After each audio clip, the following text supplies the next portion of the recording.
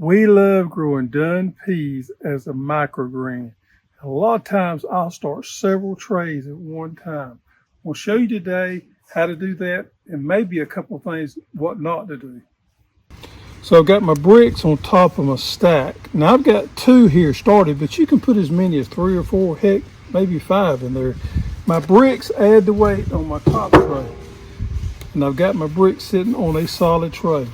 The next tray has got holes in it, and that's the one I have my peas planted in. And then my next tray, which is underneath that, is a solid tray. And there I have another tray with peas, and I have a solid bottom tray on bottom. So I'm gonna stack them back up here, just like that. And I keep my bricks on top. Now you wanna keep those peas nice and moist the whole time. But once they start sprouting and start coming up, they're going to push this top tray up because they got some downward pressure on them. And I know at that point it's time to take the bricks off, move my peas underneath grow lights. Now I got a little bit of hurry the other day, and what didn't I do? I didn't put my solid tray underneath my microgreens when I stacked them.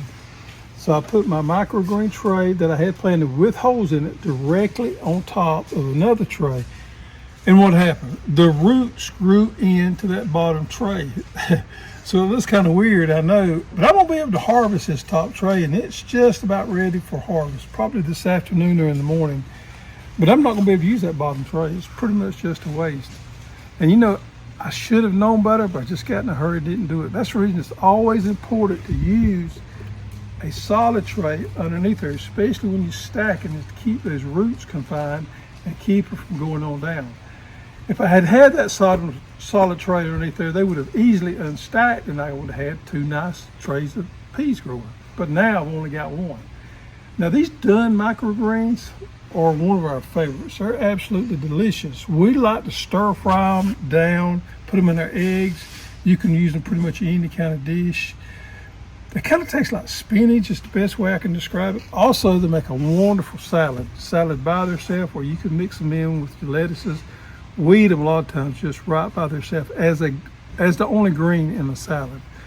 They are really good. The Dunn pea seems to me to be a little more tender than the other varieties are.